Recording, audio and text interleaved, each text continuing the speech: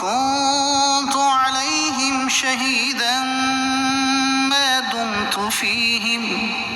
فلما توفيتني كنت أنت الرقيب عليهم وأنت على كل شيء شهيد۔ میں نے تو ان سے وہی کہا تھا جس کا تو نے مجھے حکم دیا تھا کہ اللہ کی عبادت کرو جو میرا بھی رب ہے اور تمہارا بھی رب ہے، اور میں ان پر مطلع رہا جب تک ان میں رہا کہ جب تو نے مجھے اٹھا لیا تو تو ہی ان پر نگاہ رکھتا تھا اور تو ہر شے پر گواہ ہے۔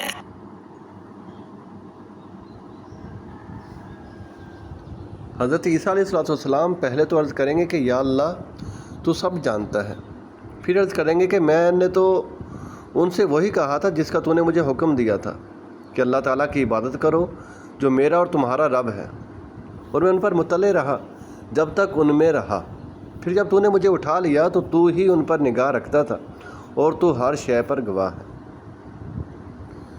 آیت مبارکہ میں توفیتنی کے لفظ سے قادیانی حضرت عیسیٰ علیہ السلام کی وفات پر استدلال کرتے ہیں، اور یہ استدلال بالکل غلط ہے، کیونکہ اول تو لفظ توفا موت کے لیے خاص نہیں،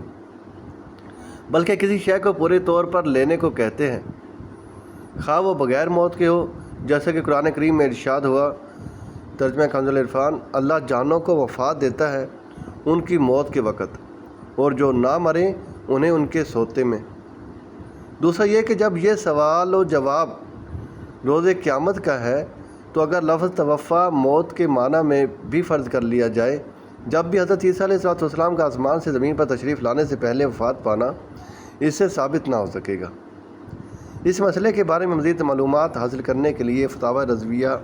کی 15ویں جلد میں موجود اعلیٰ حضرت علیہ رحمہ کی کتاب